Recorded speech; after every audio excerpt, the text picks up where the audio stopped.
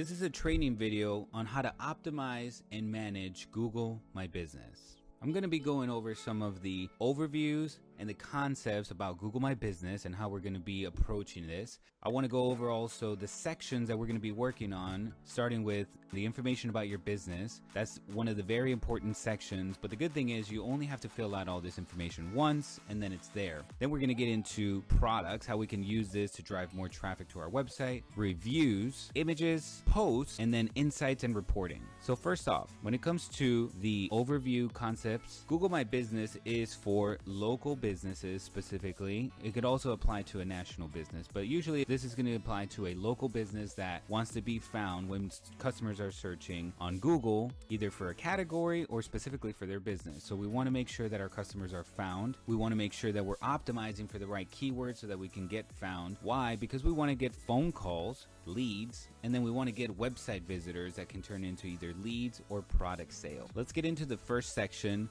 the information. This video is going to assume that you already claimed your business and you're already verified on Google My Business. So now the next step we want to do is make sure that we fill everything out. Once you log into Google My Business, you're going to navigate to the business that you want. And then over here on the left, we're going to go to info. A lot of this information Google will ask you once you claim your business and you go through the setup, and then some information maybe you skipped or you didn't get prompted for, but you just want to make sure that everything on here is filled out, from your phone number to hours. If you have a 24-hour schedule because maybe you only have, let's say, a website, or you have an emergencies business, then you got to make sure to fill that out appropriately. But for the most part, the customers that we work with, they all have a specific time that they're open, especially on the weekend. If they're closed, make sure that that's all updated. Make sure that we add the website. Make sure that we have everything added in here like I've been saying. The next thing we're going to talk about is products. There's a section that Google My Business allows you to upload images, a description, and even a link back to your website with all of your products that you sell. If you're here on the left menu, inside of info, you're going to see that there's something here called products. So once you click on that, you can go ahead and start adding your products. You can make categories. So if you have, let's say, a weight loss supplements, or if you have some for energy, or if you have kits, you can segment and make different lists. One key tip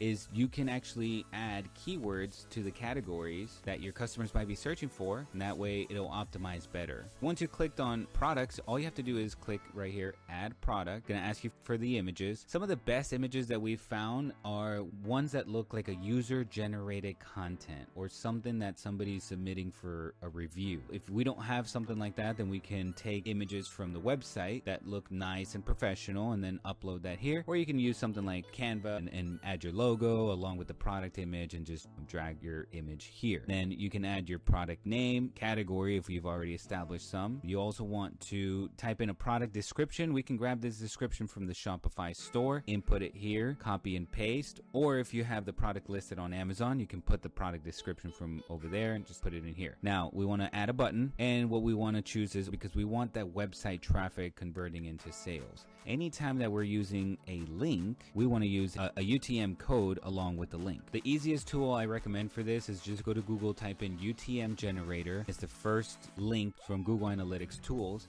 and you type in your link here, your source, we'll call that Google My Business, and the medium can be product. And then come back to Google My Business. When you put your link in here for the button, now we can track how many clicks we're actually converting from Google My Business into actual sales. The next thing we're going to talk about is reviews. In this section, I want to review, there's a link that we can use. It's a direct link that will drive customers straight to the Google review section. Reason for this is we don't want people typing in something and then maybe find a different business and they leave a review for someone else. We want to make it as easy as possible for our customers to go directly to where they're supposed to go and leave us a great review. We're also going to be talking about how to respond to reviews. Let me show you that. To get the link directly to reviews, go to your left navigation menu, click on home, scroll down, and get more reviews.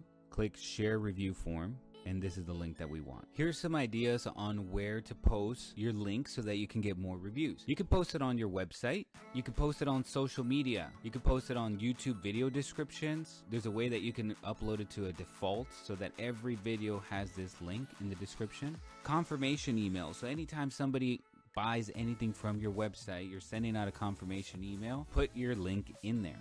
mini chat broadcast. So if you're sending in a mini chat or an email, SMS broadcast, you can always share your review link. You can also include your review link in email signature so that every time you're emailing out, it automatically is always there, easy for people to leave a review for you. You want to make it as easy as possible and inviting as possible.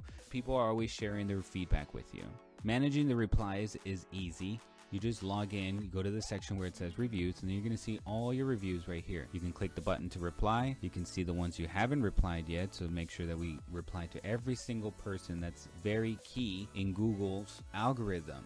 Every review should be replied to, whether it's positive, negative. If it's negative, make sure to offer help and offer for them to reach out by phone and try to handle the customer by the phone as opposed to going back and forth inside the reviews. Let's get into the next section, which is images. This is a very cool section because we're going to be talking about what kind of images and SEO, which is going to be our most helpful action in this video in order for you to give you the most bang for your buck and the most power for your Google My Business to be ranking. So let's talk about what images should be posted. You can post your logo, you can post staff, your office building, inside your waiting area, anything that you can post from inside your office, and then your building. People want to know what it looks like from the outside, make sure they're coming to the right spot or they can recognize it as they're pulling up. You can put images of your product or your service. You delivering a service to a customer, that kind of an image works very well, or product demonstration type of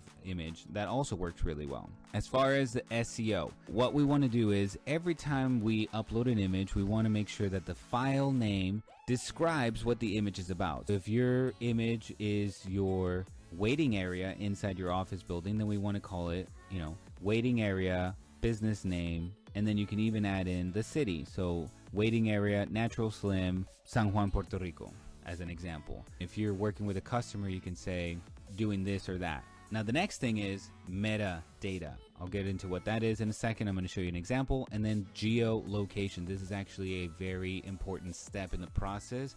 We want to make sure that every image is tagged with the exact coordinates of the office building.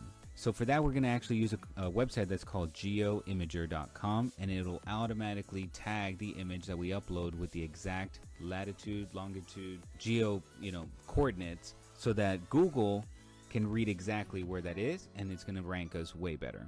Let's use this image as an example. As you can see, the file name is just a bunch of numbers from the date. So we're going to go to, on a Mac, we're going to go to File and Rename. And now let's name this Shipping Warehouse, Natural Slim Largo. So let's rename this. We're going to type in here, Shipping Warehouse, Largo, Florida. Enter. Now, the file name is going to help Google identify better what this is. The next step is we need to edit the metadata and the geolocation. So I have this image saved here on my desktop. On a Mac, all I do is I right click on the image, get info, and I get this pop-up. Now I can add in here more information to add into the meta information of the image. I can add tags, so I can type in, let's say, metabolism. That's our YouTube channel. Frank Suarez, Slim, 2 words instead of 1, etc. So you can add in more information like that. And then you can click right here where it says comments.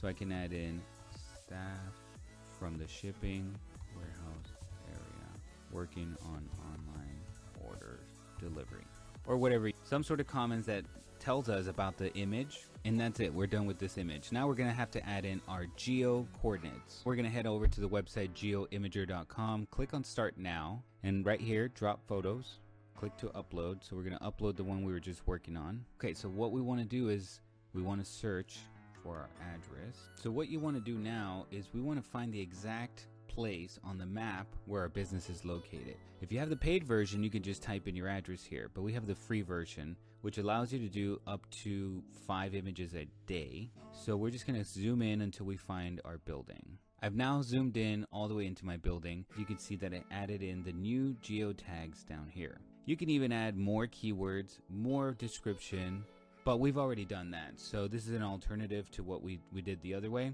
Just make sure that each image has keywords, geolocation, and a description of what's going on in the image. Now we're gonna go ahead and write our tags and download. Now we have an image that's fully optimized, and we go back into Google My Business. You can either click here where it says info, scroll all the way down, and you can add the photo, or you can scroll to the section of the menu that's called photos and just upload this new image that you just have.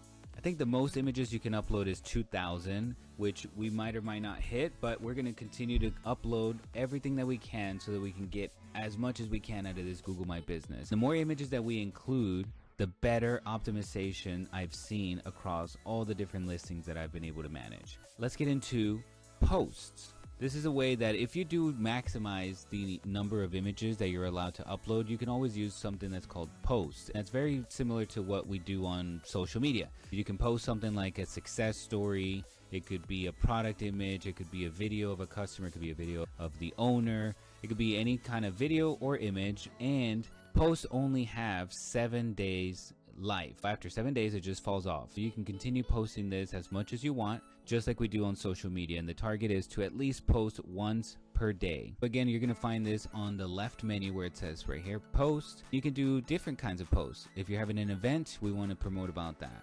Maybe you're going to go live on Facebook or YouTube or something and you want to promote that event. Maybe you're hosting an event in your local community, something like that. You can post about it. If there's anything new, if you have a special offer, then here's the section for all your posts. So like this last post that we posted was actually just a success story that we posted on social media. All I did was take the screenshot, copy and pasted the description that we used on Facebook, and added it here. I added the call to action of call now so that we can get more phone calls, more leads. Here's the same thing with the video.